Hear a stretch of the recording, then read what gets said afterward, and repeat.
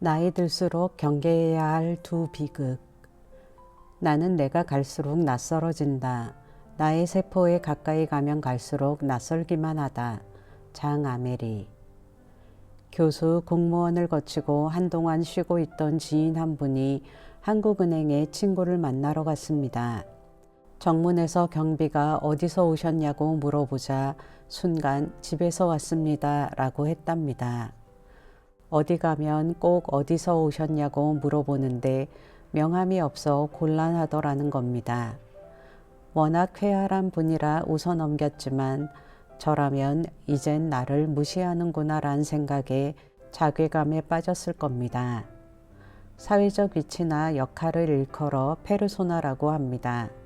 사회적 위치가 변하면 페르소나도 바꾸어야 하는데 자신의 직위가 국장이라면 은퇴 후에도 여전히 국장이라는 페르소나를 쓰고 다니는 사람이 있습니다.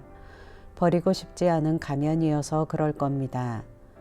페르소나는 라틴어로 탈을 뜻합니다. 고대에는 연극을 할 때 슬픈 연기를 하면 슬픈 표정의 탈을, 화난 연기를 하면 화난 표정의 탈을 썼다고 합니다. 번개같이 탈을 바꿔대는 중국의 병검처럼 가면을 통해 감정을 표현한 셈이죠. 이 의미가 발전해서 페르소나는 사회적 가면을 뜻하는 표현이 됐습니다.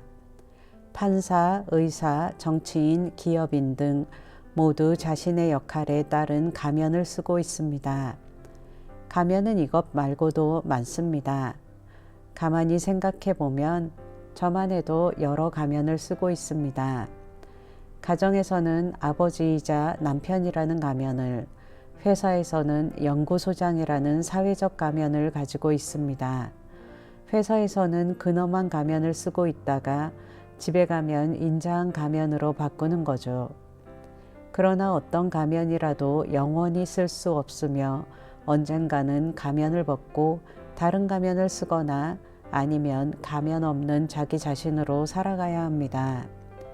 퇴직하고 나서 맨 처음 맞닥뜨리는 게 바로 사회적 페르소나를 벗는 것입니다. 여기에서 비극이 시작됩니다. 사회적 페르소나를 벗기란 말처럼 쉽지 않습니다. 그 가면을 너무 오래 써서 얼굴에서 떨어지지 않을 겁니다. 그래서 여러 가지 반응이 나타납니다. 친구나 지인의 회사 고문으로 명함만 들고 다니거나 법인을 만들어 대표 명함을 들고 다닙니다. 어쩔 수 없이 가면을 벗은 사람 역시 옛날의 페르소나 흔적을 잡으려고 애씁니다. 자신이 제일 잘 나가던 시절의 직위로 불리길 원하기도 합니다. 어찌어찌 페르소나를 벗었더라도 자신의 민낯에 당황하게 됩니다. 내가 이런 사람밖에 되지 않았나 라는 생각을 하게 되죠. 오랫동안 자신을 감쌌던 조직의 보호막이 사라지면 넓은 벌판에 덩그러니 서는 자신을 발견하게 됩니다. 수십 년 동안 자신과 페르소나를 동일시하다가 이 둘이 분리되니 마음도 분열증을 겪게 됩니다. 사람들이 자신을 알아주지 않을 때는 내가 어떤 사람이었는데 라며 벌컥 화를 내기도 합니다. 인연을 끊고 잠적해버리는 사람도 있습니다. 페르소나를 벗는 과정에서 혹은 벗고 나서 민낯에 적응하지 못하면 우울해지고 면역력도 약해집니다. 부작용 없이 페르소나를 벗기 위해서는 본래의 자신을 용기 있게 마주하면서 자신을 사랑하는 훈련을 해야 합니다. 민낯을 두려워하지 말고 이제 가면을 벗어 던지고 진정한 나로 살아가자라고 다짐을 해야 합니다. 공교롭게도 이 시기에는 또 다른 비극이 도사리고 있습니다. 제가 6년에 걸친 세월 끝에 박사 논문을 마쳤을 때 형님이 이런 이야기를 해준 적이 있습니다. 논문을 마치면 족쇄가 모두 풀린 것 같은 마음에 기분이 날아갈 듯하고 의욕이 솟구치는데 바로 그때를 조심하라는 조언이었습니다. 강철 조직은 조그마한 망치로 툭툭 때려봐야 당장은 끄떡없지만 계속 때리면 겉으로는 아무 표시가 나지 않아도 어느 순간 뚝 부러져 버립니다. 작은 망치지만 그 충격이 조직 내부에 미세한 균열을 가져오는데 이게 축적되어 임계점을 넘으면 조금만 충격을 가해도 부러져 버립니다. 큰일을 끝내고 덜컥 병이 나는 것처럼 말이죠. 그래서 6개월 정도는 강제로라도 좀 쉬라고 했습니다. 실제로 주변에서 박사 논문을 쓰고 큰 병에 걸리는 사람을 가끔 봅니다. 퇴직한 사람의 몸도 미세한 균열이 축적된 강철 같습니다.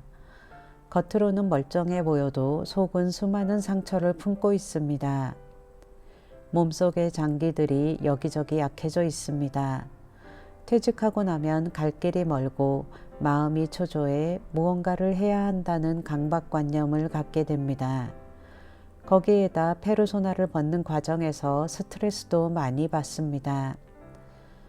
이러다 어느 날 강철 같은 몸이 거짓말처럼 부러져 버립니다. 그래서 그런지 근래에 큰 병으로 쓰러지는 친구들을 부쩍 많이 봅니다. 남성들은 50대 중반부터 60대를 특히 조심해야 합니다. 저는 이를 일컬어 피로조직의 비극이라 부릅니다. 퇴직하고 나면 몸에 이상이 없는 것 같아도 푹 쉬면서 몸에 고장난 곳을 찾아 리노베이션 해줘야 합니다. 우리 몸은 퇴직하고도 50년을 더 달려야 합니다. 몸이 건강할 때 50년을 달리는 것과 몸이 약해졌을 때 50년 달리는 것은 차원이 다른 문제입니다. 예전의 기억은 모두 버리고 몸을 리노베이션 하는데 자원을 아낌없이 써야 합니다. 퇴직 후 50년에 대한 투자라고 생각합시다. 지혜로운 사람은 닥친 문제를 슬기롭게 푸는 사람이 아니라 문제가 일어나지 않게 하는 사람입니다. 몸을 리노베이션 하려면 우선 철저한 건강검진으로 병에 싹이 없는지 살펴봐야 합니다. 다음은 발병하지는 않았지만 몸에 축적된 피로를 없애주어야 합니다. 휴식, 요가, 태극권 등으로 몸 내부에 축적된 피로를 풀어줘야 합니다. 장기의 피로를 풀어주는 마사지도 좋습니다. 그리고 몸을 새로이 만들어 가야 합니다. 혼자 할 수도 있지만 한시적으로라도 트레이너를 두는 것도 효과적입니다. 돈을 써야 의욕도 효과도 커집니다. 페르소나를 벗어버린 민낯을 사랑하기 위해서는 자존감이 있어야 합니다. 자존감이 높은 사람들은 남의 시선을 의식하지 않고 실패를 두려워하지 않으며 거절을 두려워하지 않습니다. 그렇다고 자존감을 억지로 높이려 하거나 스스로 체면을 걸었다가는 역효과가 나기 쉽습니다. 자존감을 높이려면 자신을 정말 아껴주고 사랑해주는 사람을 옆에 두고 교류해야 합니다. 가족에게만 인정받아도 자존감이 높아집니다. 하지만 종국적으로는 성찰을 통해 자존감을 높여야 합니다. 자신의 장점과 단점을 냉철하게 성찰해 나를 파악하는 것만으로도 자존감이 생깁니다. 퇴직과 함께 우리는 페르소나의 비극과 피로조직의 비극이라는 두 비극과 마주하게 됩니다. 이 둘은 50대에서 60대의 건강에 치명적 영향을 미칩니다. 이 도전을 잘 극복하기 위해서는 퇴직 후 여유를 가지고 몸을 리노베이션하며 페르소나를 잘 바꾸고 자신의 민낯을 마주할 수 있는 용기를 갖는 게 필요합니다.